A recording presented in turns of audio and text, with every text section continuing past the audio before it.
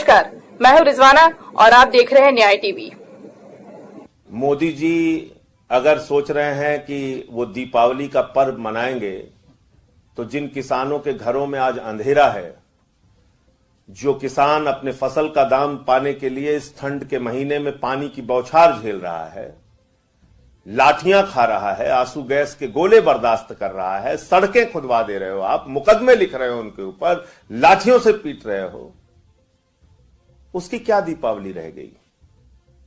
और देव दीपावली, देवता भी देख रहा है कि किस तरह से आप दीपावली का मजाक उड़ा रहे हैं। किसान के घर का दिया बुझा के किसान के घर में लोग मर रहे हैं, देश का किसान आत्महत्या करने के लिए मजबूर है, कर्ज के तले दबा हुआ है, उसको फसल का दाम नहीं मिल रहा है, सड़क पर आंदोलन करने पे उसको पीटा जाता है। एक किसान की कल मौत भी हो गई। एक किसान आंदोलन में बैठे थे, उनके बेटे सुखबीर सिंह जी सीमा पर शहीद हो गए।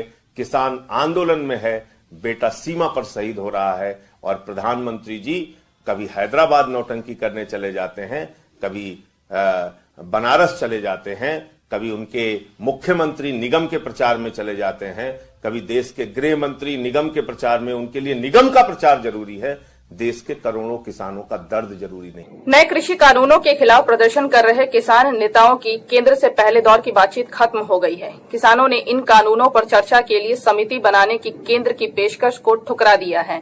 सरकार ने किसानों से मंगलवार दोपहर 3 बजे बातचीत शुरू की थी। करीब 2 घंटे चली बैठक में केंद्र ने किसानों के सामने नई कमेटी बनाने का प्रस्ताव रखा था। इसमें सरकार और किसानों प्रतिनिधियों के अलावा एक्सपर्ट को रखने की बात कही गई थी। केंद्र ने किसानों को एमएसपी पर प्रेजेंटेशन भी दिया। केंद्र शाम 7 बजे उत्तर प्रदेश, उत्तराखंड, हरियाणा और दिल्ली के डेलीगेशन से भी चर्चा करेगी। किसानों के साथ बैठक से पहले कृषि मंत्री नरेंद्र सिंह तोमर ने कहा था कि हम किसानों की मांगे सुनने के बाद आगे की राय तय करेंगे। बैठक में तोमर के साथ वाणिज्य मंत्री सोम प्रकाश और रेल मंत्री पीयूष गोयल भी मौजूद थे।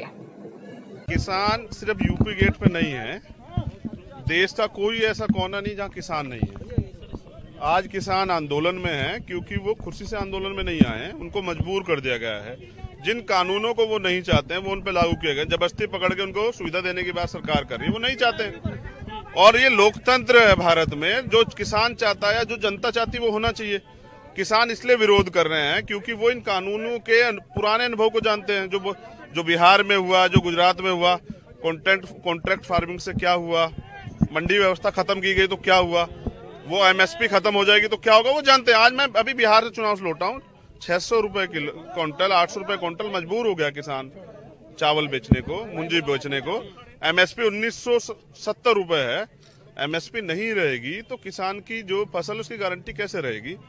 हरियाणा सरकार में भाजपा गठबंधन का हिस्सा जननायक जनता पार्टी ने मंगलवार को कहा कि केंद्र को प्रदर्शन कर रहे किसानों को न्यूनतम समर्थन मूल्य पर लिखित आश्वासन देने में कोई आपत्ति नहीं होनी चाहिए। 3 नए कृषि कानूनों को लेकर किसान संगठनों और केंद्र के बीच जारी बातचीत के दौरान पार्टी का यह बयान आया है। जेजेपी प्रमुख एवं पूर्व सांसद अजय सिंह चौटाला ने कहा है कि जब केंद्रीय कृषि मंत्री और प्रधानमंत्री नरेंद्र मोदी लगातार कह रहे हैं कि न्यूनतम समर्थन मूल्य जारी रहेगा तो कानून में उस एक लाइन को लिखने में क्या दिक्कत है। मोदी जी, देश के किसानों द्वारा उठाई जा रही सीधे सीधे 6 सरल बातों का जवाब देश आपसे मांगता है और आज भारतीय राष्ट्रीय कांग्रेस की ओर से वो हम आपके समक्ष रखते हैं। जवाब दीजिए। नंबर 1, समर्थन मूल्य की समाप्ति के षड्यंत्र का। मोदी सरकार ने अनाज मंडियों को खत्म करने का कानून बनाया है। अगर अनाज मंडियां खत्म हो जाएंगी तो मिनिमम सपोर्ट प्राइस यानी समर्थन मूल्य पर किसान का अनाज खरीदेगा कौन? क्या मोदी सरकार और food corporation of India 15 crore किसानों के खेत से फसल खरीदने जाएंगे? यह अपने आप में संभव है। जब समर्थन मूल्य कोई देगा ही नहीं जो अनाज मंडी में मिलता है, तो फिर एमएसपी यानी समर्थन मूल्य मिलेगा कैसे? देगा कौन और मिलेगा कहां, किसान इस बात का जवाब मांगता है। दूसरा सवाल, जमाखोरों को खुली छूट क्यों दे दी? इस काले कानूनों में मोदी सरकार ने काला बाजारियों और जमाखोरों को असीमित मात्रा में खाने पीने की वस्तुओं का भंडारण करने की ताकत दे दी है।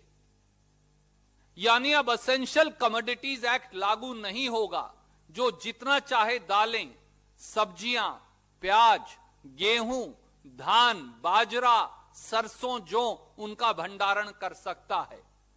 जब किसान की फसल बाजार में आएगी तो औने पौने दामों पर खरीदी जाएगी और बड़े बड़े धन्ना सेठ, काला बाजारी और जमाखोर उसका भंडारण कर आम जनमानस को अपने मन मर्जी के दामों पर उसे बेचेंगे।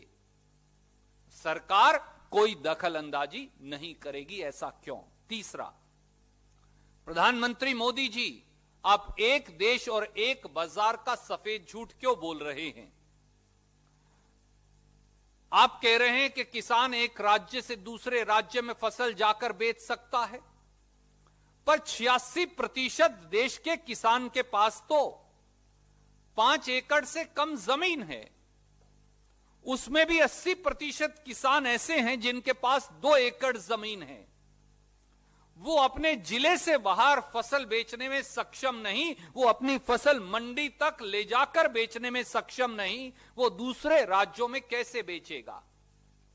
जवाब सीधा है, धन्ना सेठ, काला बाजारी और जमाखोर उसकी फसल औने पौने दामों पर खरीदेंगे और फिर पूरे देश में जहां मर्जी हो वहां बेचेंगे।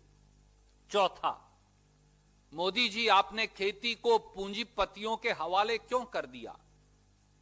मोदी सरकार ने कॉरपोरेट कॉन्ट्रैक्ट फार्मिंग का कानून बनाकर एक नई किस्म की जमींदारी प्रथा की शुरुआत की है।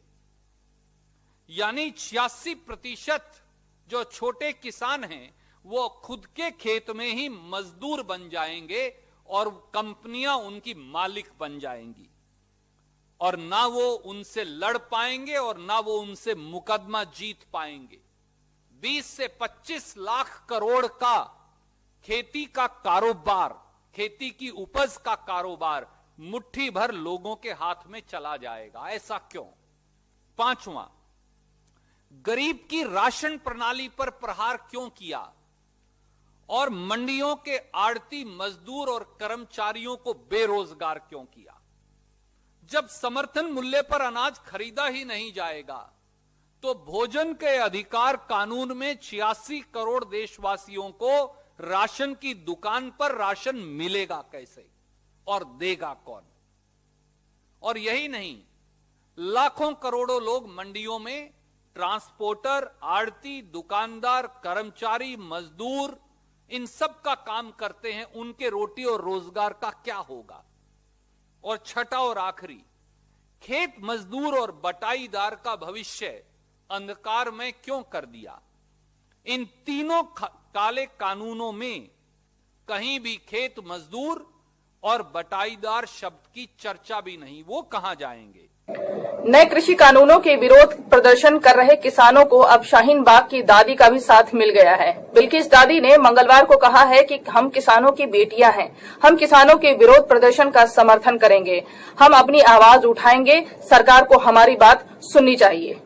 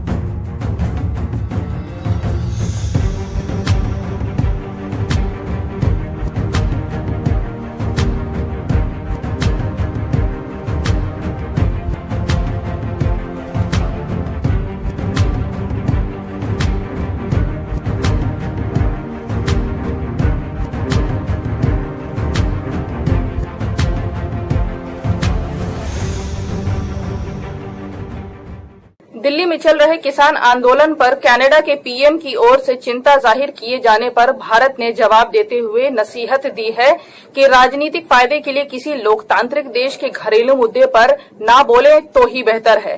भारतीय विदेश मंत्रालय ने इसे नाजायज और नासमझी भरा बताया है। विदेश मंत्रालय के प्रवक्ता अनुराग श्रीवास्तव ने कहा, भारत में किसानों के बारे में हमने कनाडा के कुछ नेताओं के कुछ नासमझी भरे बयान देखे हैं। ये नाजायज है, खासतौर पे तब जब एक लोकतांत्रिक देश के अंदरूनी मामलों से जुड़ा हो। सबसे अच्छा ये है कि राजनीतिक उद्देश्यों के लिए कूटनीतिक संवाद को तोड़ा मरोड़ा न जाए।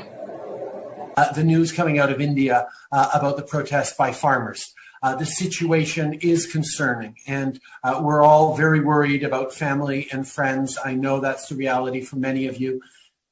Let me remind you, Canada will always be there to defend the right of peaceful protest. We believe in the importance of dialogue, and that's why we've reached out through multiple means directly to the Indian authorities to highlight our concerns. This is a moment for all of us to pull together, because of COVID and because of everything else as well. We're going to be there to continue to work together as we there to help each other out. And as we think of neighbors helping neighbors, as we have throughout this pandemic, it is really worthwhile to think about Guru Nanak Dev Ji, whose teachings on equality, compassion, and selfless service is truly at the heart, not just of Sikhism, but of Canadian values as well.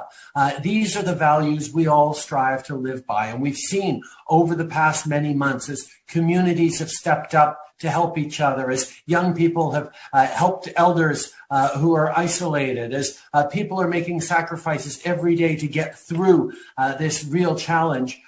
We've seen that these values are so important now as much as any time. So as we celebrate this this anniversary, this happy Guru Purab. This is my first Guru Purab, so I'm learning the language on this one. I have been to many celebrations over. Delhi में चल रहे किसान आंदोलन पर Canada के PM की ओर से चिंता जाहिर किए जाने पर भारत ने जवाब देते हुए नसीहत दी है कि राजनीतिक फायदे के लिए किसी लोकतांत्रिक देश के घरेलू मुद्दे पर ना बोले तो ही बेहतर है। भारतीय विदेश मंत्रालय ने इसे नाजायज और नासमझी भरा बताया है। विदेश मंत्रालय के प्रवक्ता अनुराग श्रीवास्तव ने कहा, भारत में किसानों के बारे में हमने कनाडा के कुछ नेताओं के कुछ नासमझी भरे बयान देखे हैं। ये नाजायज है, खासतौर पे तब जब एक लोकतांत्रिक देश के अंदरूनी मामलों से जुड़ा हो। सबसे अच्छा ये है कि राजनीतिक उद्देश्यों के लिए कूटनीतिक संवाद को तोड़ा मरोड़ा न जाए।